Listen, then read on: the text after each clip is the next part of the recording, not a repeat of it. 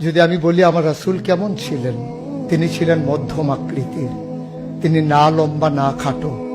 তিনি কখনো বা যখন হাজারো মানুষের সামনে দাঁড়াতেন, বিদায় হজের সময়ে 1,40,000 সাহাবা যখন ময়দানে, তিনি যখন আস্তে করে উঠে দাঁড়ালেন, ওনার চাইতে অনেক লম্বা লম্বা মানুষ থাকার পরেও অবাক বিস্ময়ে সবাই তাকিয়ে দেখলো সবার উপর দিয়ে যে মানুষটির মাথা মুবারক দেখা যায়, তিনি নবী মুহাম্মদুর রাসূলুল্লাহ সাল্লাল্লাহু আলাইহি ওয়াসাল্লাম।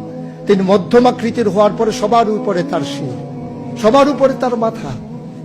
সবাই অবাক বিস্ময়ে তাকিয়ে দেখলেন তার চুলগুলো হালকা হালকা কোঁকড়ানো। তিনি কখনো বা যখন চুলের ভিতরে তৈল দিয়ে আছড়াতেন, অবাক বিস্ময়ে মানুষ তাকিয়ে দেখতেন, মনে হতো চুলের মাঝে যেন মৃদু মন্দ ঢেউ দেখা যায়। তার কপালটা ছিল চওড়া শুভ্র, তার চোখের ভ্রুগুলো ছিল ধনুকের মতো বাঁকা, তার চোখগুলো ছিল টানা টানা ভাসা ভাসা, তার চোখের পাতাগুলো ছিল গোলাপের পাপড়ির মতো। তিনি কখনো বা যখন চোখের পলক ফেলতেন, অবাক বিস্ময়ে মানুষ তাকিয়ে দেখতেন, মনে হতো মৃদুমন্দ বাতাসে গোলাপ পাপড়ি দোল খাচ্ছে। তার চোখের সাদা অংশ ছিল রক্তিমাভ সাদা, কালো অংশ ছিল তার কৃষ্ণ কালো।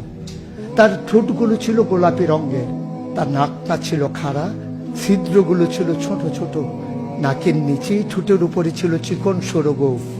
তিনি কখনো বা যখন মুচকি হাসতেন, তার গোলাপি রঙের ঠোঁট দুটো যখন একটু ফাঁক হয়ে যেত আর দাঁতগুলো যখন বের হয়ে যেত, মানুষ অবাক বিস্ময়ে খুঁজত কোথাও যেন বিজলি চমকিয়েছে।